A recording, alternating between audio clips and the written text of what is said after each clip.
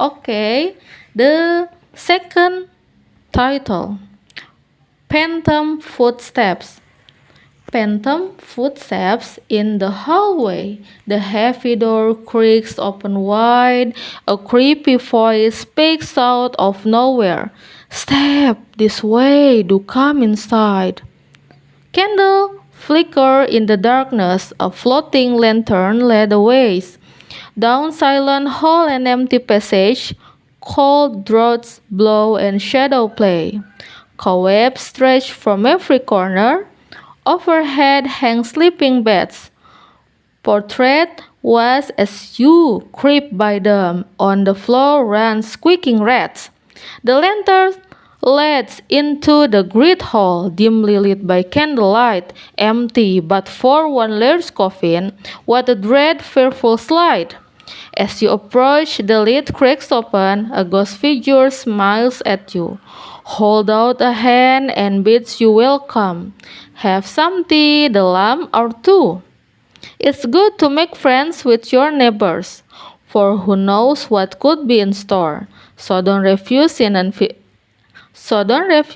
an invitation if a vampire moves next door. Third story. Stand and deliver.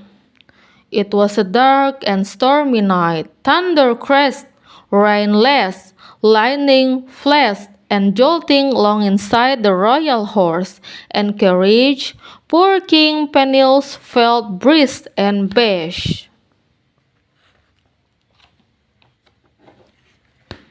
He had been away on important business, trying unsuccessfully to raise funds to help save his crumbling castle from falling apart. For although he was a king, he was not a wealthy one, having lost all his money in a series of bad investments. He was a kind and gentle king, but he had no head for business. King Peniels leaned back inside his carriage and closed his eyes. What could he do to save himself from ruin? The royal horse and carriage battled on along the bumpy road that crossed the wild and windy moor. The glass rattled in the carriage windows, and a steady stream of water poured in through a leak in the roof and dripped onto the king's head. What a story is that to be in, the king thought miserably. Just then, with a loud whinny, the horse rears up in fright, and the carriage came crashing to a halt. Stand and deliver, boomed an airy voice outside.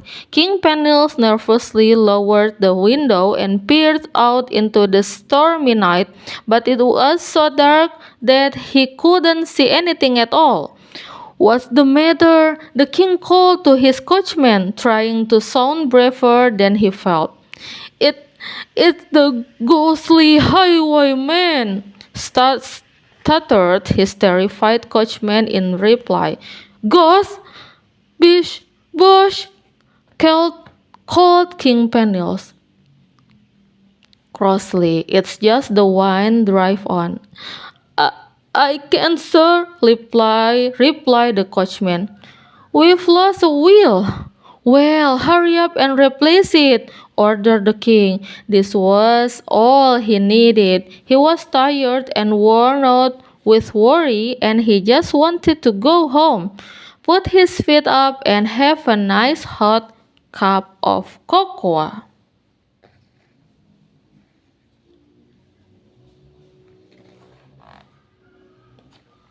The king climbed down out of the carriage to go and see what all the fuss was about for himself. Just then a great flash of lightning lit up the sky, illuminating the moors, and there, right in front of the king, sat the ghostly highwayman, perched high upon a pure white horse. "Stand and deliver! Your money or your life!" he cried. His cap swirled around his ashen face as he pointed an old-fashioned pistol at the king. Well, the poor king trembled so hard that his teeth started to chatter. "But I don't have any money," he stuttered. "Nonsense!" cried a highwayman. "You are the king, aren't you?" "Yes, but I'm nearly bankrupt," said the king, and as it seems there was nothing else for it, he went on to explain his position to his ghostly listener. By the time the king had finished telling him the story of all his troubles, the ghost highwayman was almost in tears. "How terrible for you," he said. "But there must be some way I can help. Let's think of a plan. Let's think of a plan." "Help?" spluttered the king. "Why would you want to help? A moment ago you were threatening to shoot me." "I'm sorry, I didn't mean it," said the ghostly highwayman. "It's just part of the egg. That's what highwaymen are supposed to say. I only stopped your carriage because it's lonely to be out here, and I wanted someone to talk to." "Well, there are better ways of making friends than waving pistol at people," sighed the king indignantly. "You're right," said the ghost. It's just that being a highwayman is all I know, although I was never very good at it. I suppose that's why I got cuffed. And it was thanking to your great grandfather that I escaped the gallows, so really I owe you a favor."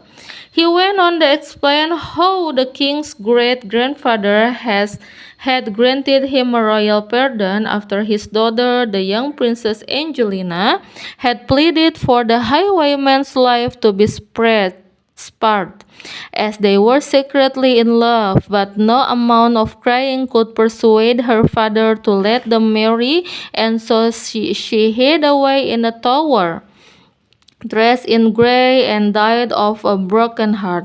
"The lady in grey?" cried the king. "You've heard of her?" asked the ghostly highwayman excitedly. "Heard of her? I've seen her," said the king.